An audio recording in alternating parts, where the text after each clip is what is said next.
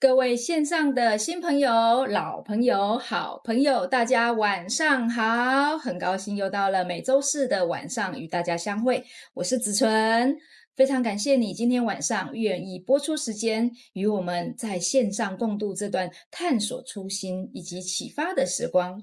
今天我们将透过一段深度的访谈影片，带大家进入 LifeWave 创办人 David Schmidt 的故事。也许你对莱威已经不陌生了，但今晚这不是一场单纯的公司介绍，而是一段从内心出发的旅程。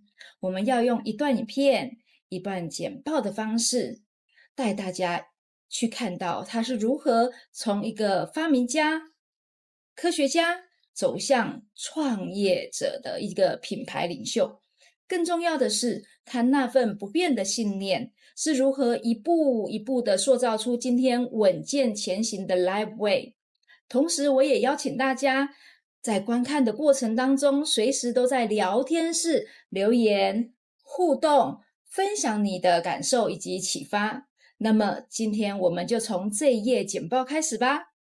在今天分享之前，先带大家快速的感受一下我们这几年在国际市场上面的荣耀时刻。首先是在2024年以及2023年，应该这2年呢，我们都是在全球100大的直销企业排行当中的非常漂亮的这一个名次。不仅是在这里，在全世界的直销界当中的威望也节节的上升，代表我们已经呢站上了国际一线的舞台。尤其是连续2年的 Power 奖，也就是 DHN 颁发给我们的这个杰出成长奖，这代表的呢是对于我们持续高速成长的一个肯定。那尤其呢，我们又夺下了这个创新奖，颁给了呢在200到400之间这么多间的公司当中展现出突破性的思维以及科技应用的企业。你要知道，得到这样子的奖项是非常非常非常的难得以及不简单。这些荣耀呢，不只是公司得奖而已，它背后也代表着我们每一位经营者、伙伴，以及从分享健康、传递科技到服务每一位用心、用坚持，而因为大家的努力，我们才有办法有信心的迈向更高、更远的一个里程碑。所以在今晚的这一个主题之前，我想要用这一张荣耀时刻的简报，和大家一起感受一下这一路走来的不凡以及坚持。这张简报不只是数字的堆砌，而是一段勇气、挑战以及转折的凝聚。尤其呢，我们获得了 BFH 的 3A Plus 最高的评价，并且在全球的网销公司当中的动能也是在前几名的，尤其在1、2名当中的徘徊。奠定了这样子突破性的基础，也预告着新的一波的成长动能。所以我用这一章来当作简报来开场，并不是为了炫耀，而是想要让大家明白这条路是走得如何的艰辛，当然也非常非常的值得。这一份的荣耀是属于你、我以及 David 以及每位伙伴的默默坚持，以及证明如何是从逆境当中站起来，从市场的挑战当中所淬炼出来的一个信念，也像是这个实际上的这一个成绩，让我们今晚更有底气的去探索当初 David Schmidt 如何是从发明家、科学家转变成一个创业家，他所面临的是什么样的挑战？ Hello, everyone, and welcome to another episode of DSM's Direct Approach podcast. I'm your host, Wayne Moorhead, and today's guest is a prolific innovator, inventor, entrepreneur, and owner. He holds over 130 patents, predominantly in the area of regenerative science and technology. He and his company have received numerous awards, and it's also one of the fastest growing companies, both inside and outside of the direct selling channel. And to top it off, they're celebrating their 20th anniversary this year. I'm honored to welcome LifeWave's founder and CEO, David Schmidt. David, thank you so much for being on Direct Approach today. Absolute pleasure. Thanks for having me. And congratulations again on an incredible 20 years. It's truly an inspiring story. And as I mentioned right before we started recording, we've received a lot of interest, a lot of requests for an interview with you to hear more about the incredible things happening here at LifeWave. So we're all very excited to hear directly from you what you've accomplished and what you see coming down the road this next 20-year chapter for LifeWave. Oh, it's been an amazing journey, absolutely amazing. The channel has been just so good for me personally and, of course, for LifeWave. And we're really looking forward to blazing some new trails over the next 10 to 20 years. And we certainly have a plan to grow the business. And absolutely, I'm very excited about the direct selling channel. This is where we want to be, and we see a huge future ahead. Absolutely. You've been an incredible champion for the channel, for direct selling, and really continue to add so much energy and excitement for brand partners, for customers, and for all of us here at corporate. So thank you for all you do. Oh, absolutely. Our 20th anniversary event was the best event that we've ever had. And, the fact that we were celebrating 20 years absolutely helped. But I think this is important for the industry in the sense that what we're doing is using innovation in a number of different ways, not just in product development, but how we think about events, how we think about the channel, how are we going to attract new brand partners and customers from outside the channel. And the 20-year anniversary event that we just had in October was an opportunity to test the waters in a few of those areas. And I'm delighted to say that every single one of those things that we tried is paying off. So, certainly other companies in our industry can learn from that.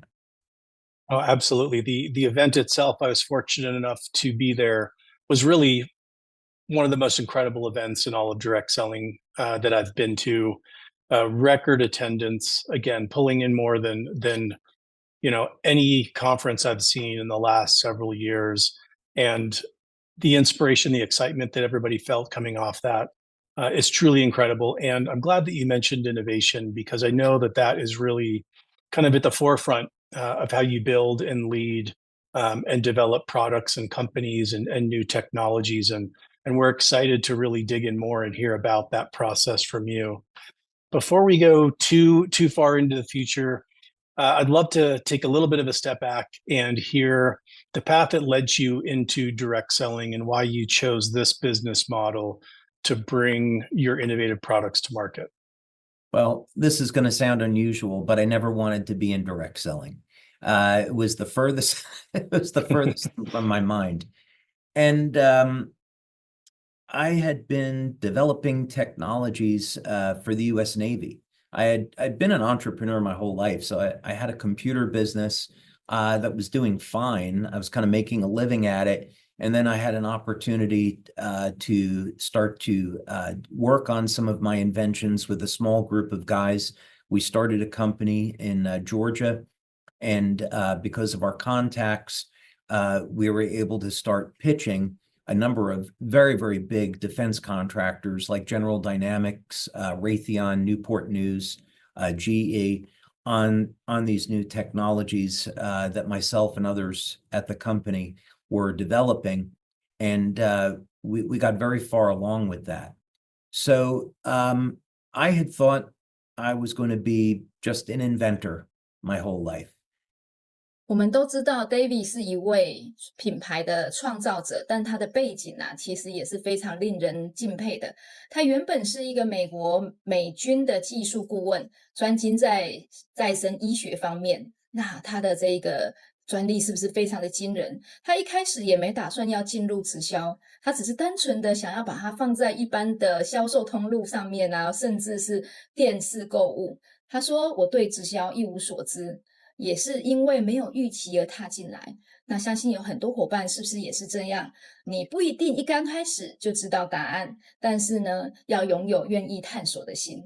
那 David 呢，就是那一种先解决问题，再建立商业模式的一个创业家。他不会是因为看准了势头才投入，他是相信这一个技术值得被更多人认识，哪怕这一条路是不熟悉，但是他也愿意踏出这一步。而今天的我们是否也愿意像他一样，从这一个单纯的相信，然后坚持的信念出发，不设限，没有预期，用行动去证明可能性。你也是不是跟 David 一样呢？欢迎你的留言哦。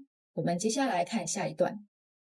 And 9/11 really changed all of that because when 9/11 hit, understandably, the government was interested in developing weapons, and I was working on things to save people's lives, emergency systems. So I had spent several years coming up with this concept of the LifeWave patch and decided to set up a company and then take that out to market. And of course, early on in the process, I had to think about doing clinical studies, setting up manufacturing, and then of course, how are people going to find out about this product, and what channel are we going to use to sell it? So initially, I thought about infomercials, going to retail. I had meetings with GNC, and I had met a series of people along the way, and it was a perfect example of the power of direct sales and network marketing. And as we began to do demonstrations of the technology with people, it became very obvious that face-to-face selling was going to be much more powerful than simply having the product sit on a shelf.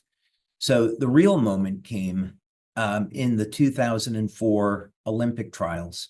I had been working with Coach Richard Quick at Stanford University, and we had his Stanford women's swim team using the patches in Olympic trials. And we made national news. And there were maybe 1,000 people or so that had come forward and said, wow, I'd really like to distribute your product. And it was that time that I decided to go full in on setting up LifeWave as a network marketing company. And I thought, if you could take on networking in a way that maybe was done differently than had it been done before, that it could be really something very special. So that's really what got us started. I just had no idea what I was getting into at that point, but it's been amazing.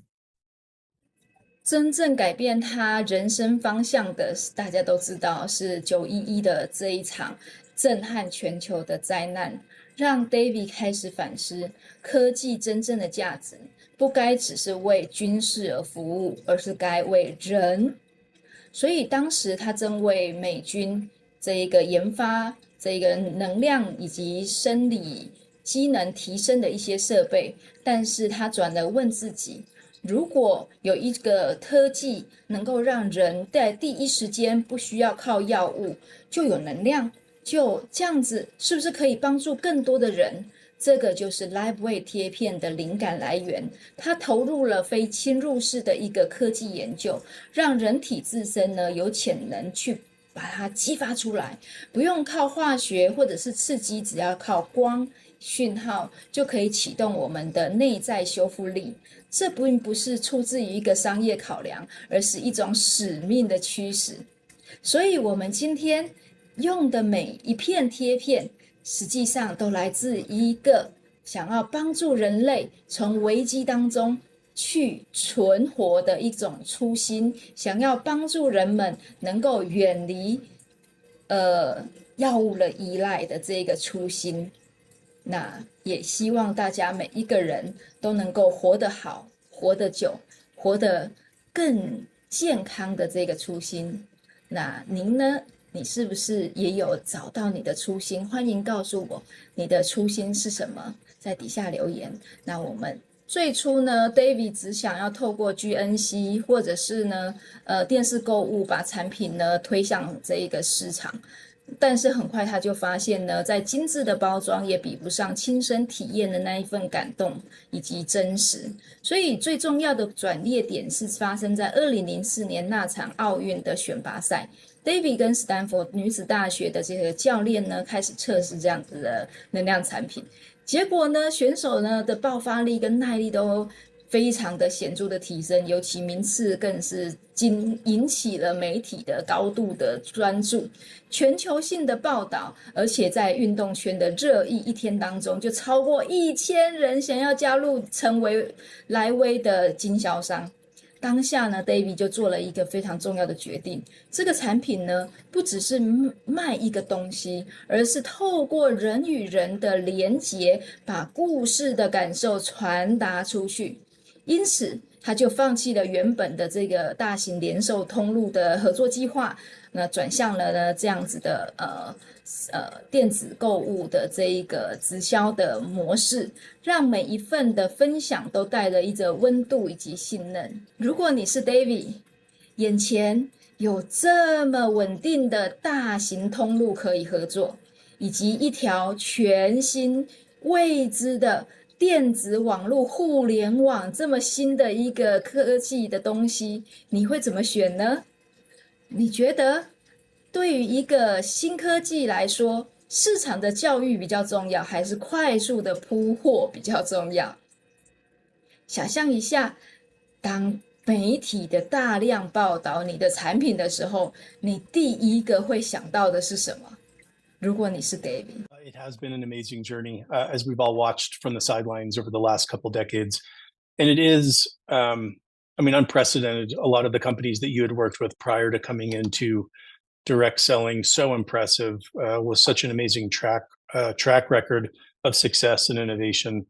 And it is interesting as I talk to other founders and entrepreneurs, especially with products that are so innovative, so differentiated, that have such a strong foundation in the sciences and in technology, that they do see direct selling, that personal kind of one-to-one ability to explain, to demonstrate, to really go deep on the product and its value. How many people see direct selling as the best way to go to market and get that great information out? And so I know all of us are glad that you selected direct selling as the channel for these products. Entrepreneurship is not for the faint of heart. I think anyone that's tried it fully understands that. I'm curious, those early days, what were some of the biggest challenges that you faced to, even keep the company alive and to scale it? And then how did you overcome those to be where you are today? There were huge challenges at multiple stages in the company. And several times, more than once, I nearly went out of business. And in the very early days in getting started, in getting the company set up in 2002, I had a small amount of money, but was way undercapitalized. But I never really thought about that. I just thought about, how can I minimize expenses? How can I, each day, I need to be calling people, scheduling meetings, sending emails, working on the problems of getting clinical studies done and setting up manufacturing. So essentially I came up with a game plan of everything that I needed to do over the course of, let's say, a year, and then break that down into weekly activities. It's not very much different than what a brand partner would do in building their business. So I think part of it is having a lot of patience and having a lot of persistence and committing yourself to a daily regimen of work, and setting those goals and objectives and having a daily plan to get those things done. But inevitably you're going to run into challenges along the way, and it's an amazing opportunity, I think, to first deepen your relationship with God, have a life of prayer and seeking guidance, and also really finding out who you are as an individual. Are you really committed to what it is that you're trying to do? And ultimately, if you're not in love with what it is that you're trying to do, you should probably get out and do something else. Because in the beginning, there was 12, 14, 16-hour work days. And unless I really believed in what I was trying to do, I never would have made it.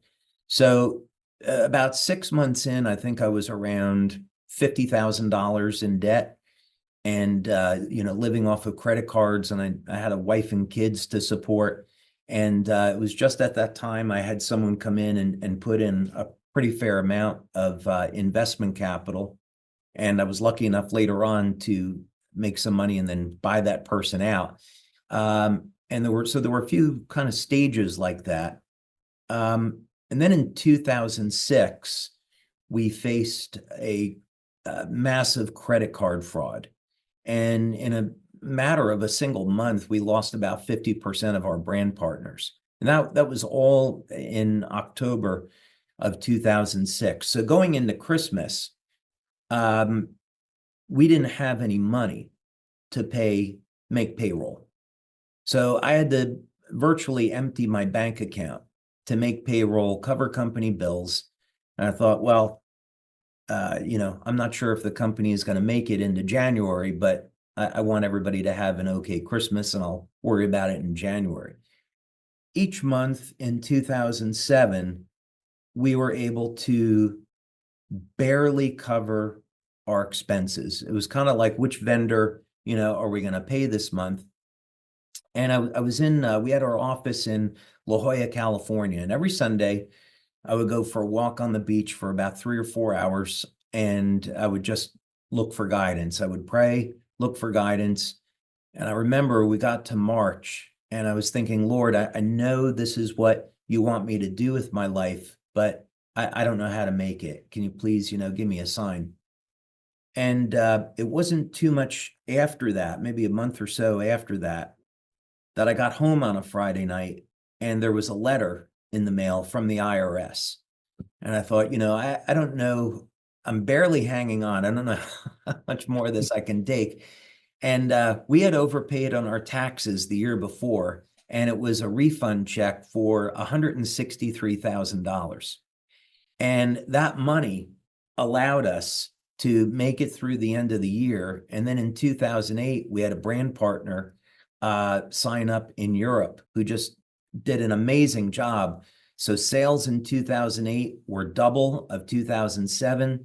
2009 was double of 2008, and 2010 was double of 2009. So we were able to make it through that really difficult time and come back and be stronger than ever.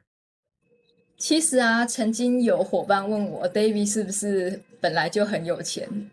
大家都有看到啊，创业初期，他几乎呢没有任何资金，只能靠信用卡度日，还要背负5万块美金的债务。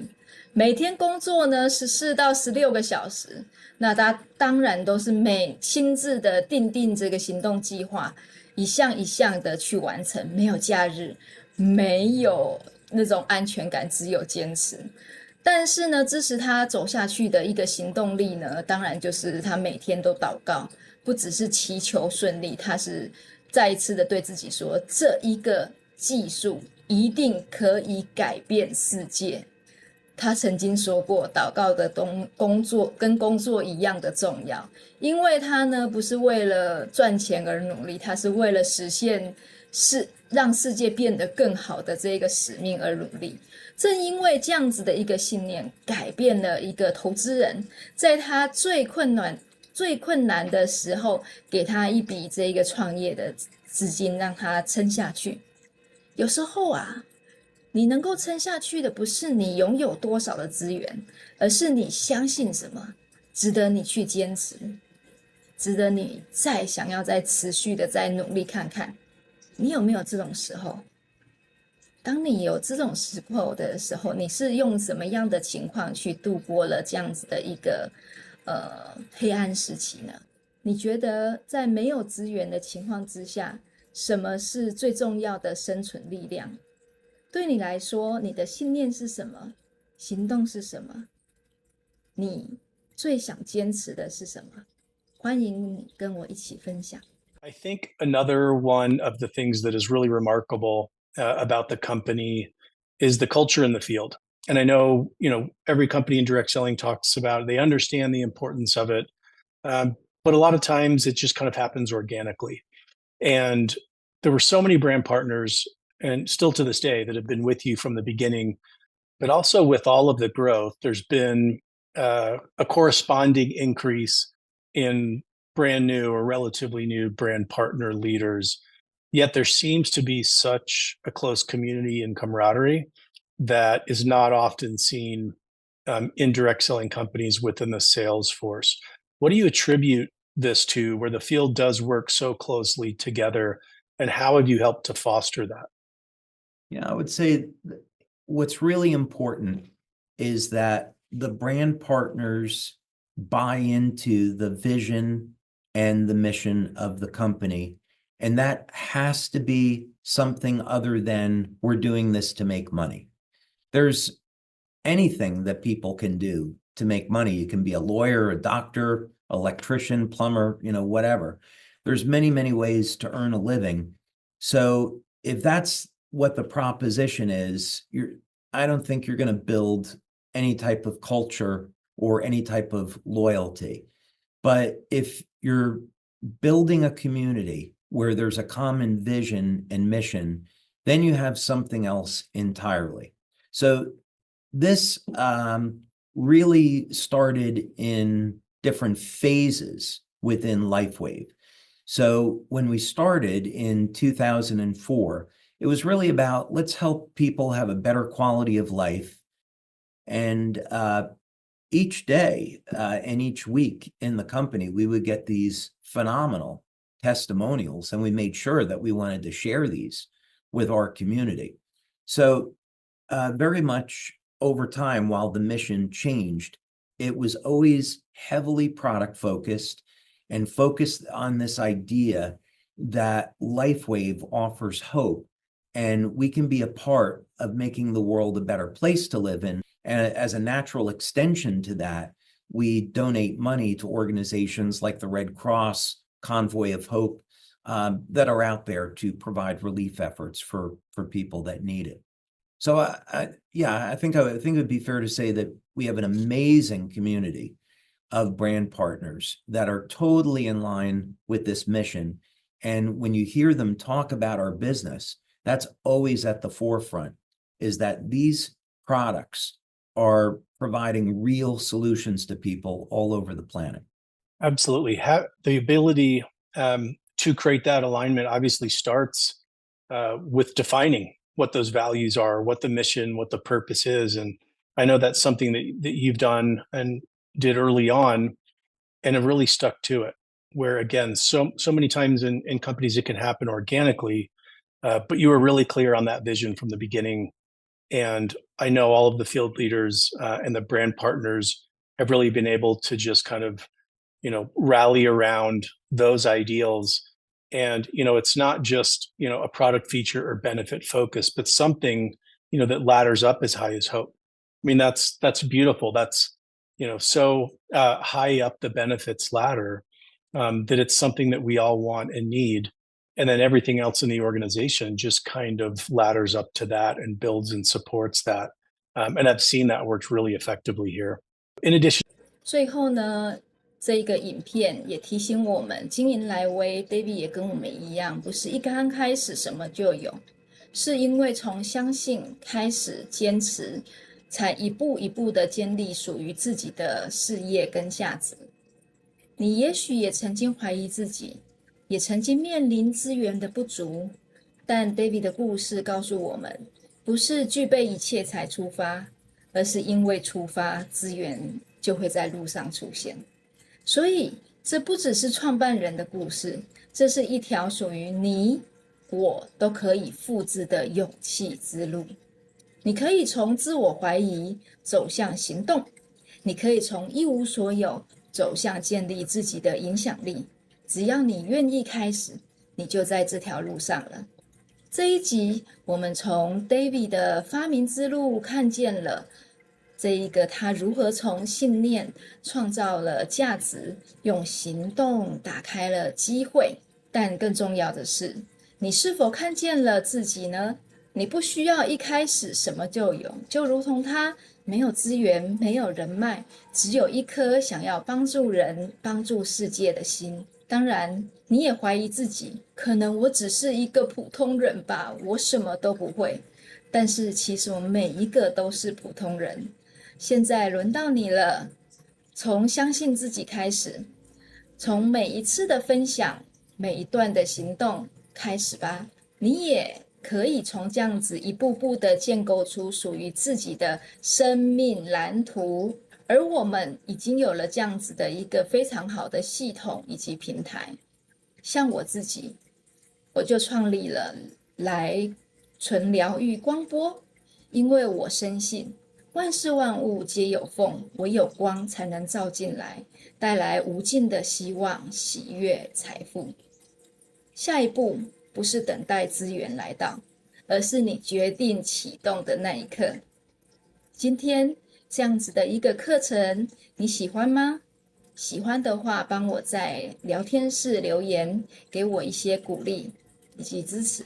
我们呢，下一周我们再来继续看大卫 Schmidt， 我们的 David 有什么样的故事与大家分享。谢谢大家今晚的参与，晚安，再见，拜拜。